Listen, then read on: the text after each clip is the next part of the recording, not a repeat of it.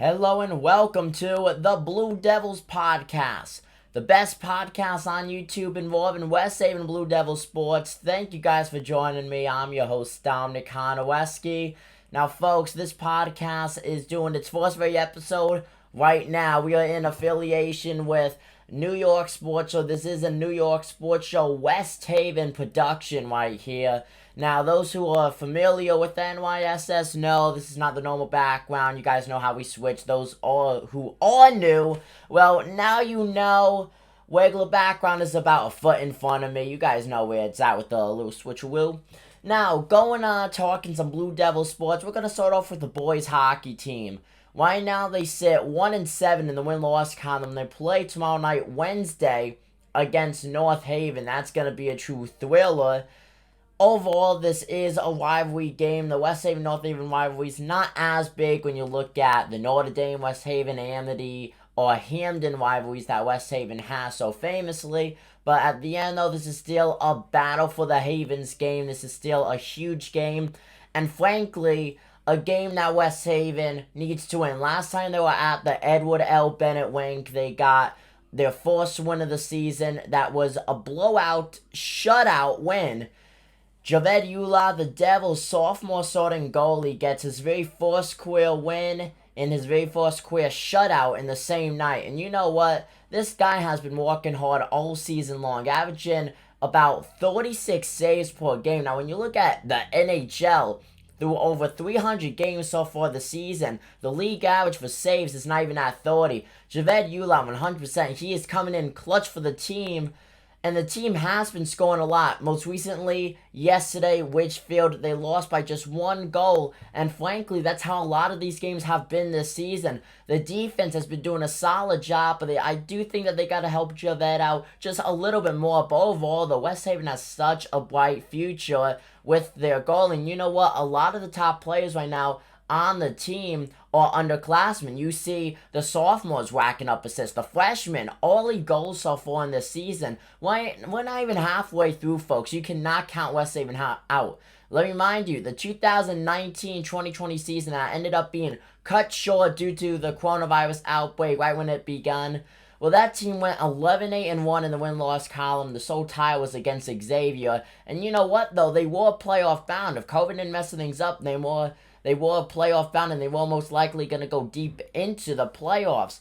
So very much this team is still very alive. Their playoff chances are still very alive. All they need is some momentum, some hype, and you know what? They're going to be home in front of the Devil's Den, the fan squad, the bomb squad. No matter what you call it, it's going to be a huge home turnout fan-wise for tomorrow night's game. Of course, we'll be covering that. Now we're going on to basketball. The boys basketball team, well, they're 3-4 in the win-loss column. The defending state champions, well, they haven't really defended much this season, for lack of better words. All due respect, of course. Overall, a 3-4 record is not what you would expect from a defending champion team. But overall, they have lost a lot of big players due to graduation. Biggest one, Malcolm Dickinson. You know what, though? West Haven has a very powerful JV squad. Varsity should get things going. I just think that this is a down year, quite frankly. But overall, once again, very early in the season, you can't count out this team. All it takes is a mini winning streak, and bada bing, bada boom, you're back in this baby. The boys basketball team, I've been to a few of their games, and they play good.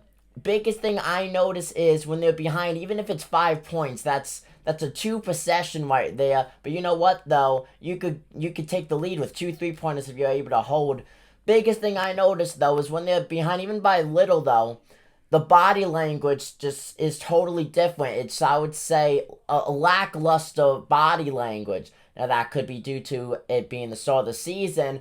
But overall, if West Haven is able to fix it, I would say that's frankly the biggest thing. They have a lot of powerful seniors on their squad. If they're able to fix the body language when they're down, well, you know what? They won't be down. And if they ever do, they'll pull themselves right out of that hole that they dug, that mini hole that they dug, and they will get those wins, and a winning streak will form. The girls basketball team, on the other hand, well, where do I start? It's pure domination by the girls basketball team. As I'm making this video, they are on their way, are currently playing North Haven right now. Now, the Gauls are 6-0 in the win-loss column, undefeated, yet to lose. Overall, though, this is just one of 3 games they played this week. Biggest notable game this Friday against Sacred Heart. Let me remind you, Sacred Heart, well, they knocked West Haven out of the playoffs last season. Biggest thing, though, I would say is scoring. Sacred Heart puts up a lot of points. Of course, you had that controversy where they won against Lyman Hall, if I'm correct, 92-4. And let me just hit on that for a second, because I think that's the funniest thing ever. How does the Sacred Heart coach get suspended after kicking the other team's butt? Folks, this is organized basketball. I don't care if it's high school. You're the coach. What are you supposed to say to the team? Let them stop winning? I don't care if there's no unwritten rules, anything like that. That's life. You win some, you lose some. And that's the best way to put it. That's the only way to put it. I don't think that coach did anything wrong. Lyman Hall, they just gotta be better. No one made any fuss about it when the game was going on. Yes, there is no shot clock, but what are you gonna do? Just hold the ball the whole time? What does that teach the players? When you're winning, just stop what you're doing? Makes no sense. If I'm correct, Barstool Sports did a article on that. Funniest article ever. So going back to the Blue Devils girls basketball team, they have made their opponents really rethink their career. They have blown out every single team so far this season, averaging just above 60 points so far. And you know what? Those wins are going to keep coming. I don't think they're going to go undefeated this whole season, but I could see them at this point with about 17 or 18 wins, very comfortably, in fact. I do think that they will beat Sacred Heart, but I do think it will be a low-scoring game, because the fact is, if Sacred Heart goes out big, well, that's going to be a very close neck-to-neck game. Overall, it's already going to be. Sacred Heart averages, though, well above 70 points this season. West Haven's defense has performed well all season long, where they're going to have to come out and perform like there's no tomorrow on Friday's game. That would be huge if they beat Sacred Heart. Sacred Heart's ranked number 5 in the state. The fact that West Haven isn't ranked in the top 3, though, since Sacred Heart, they've lost the game. West Haven's undefeated. West Haven should be ranked top 5 in the state. Last time I checked, according to Max Preps, they're not. I think that's the dumbest thing ever. They should be. Folks, comment down below what you guys think of all that. I'm Dominic Konowski. I'm signing out. Take it easy.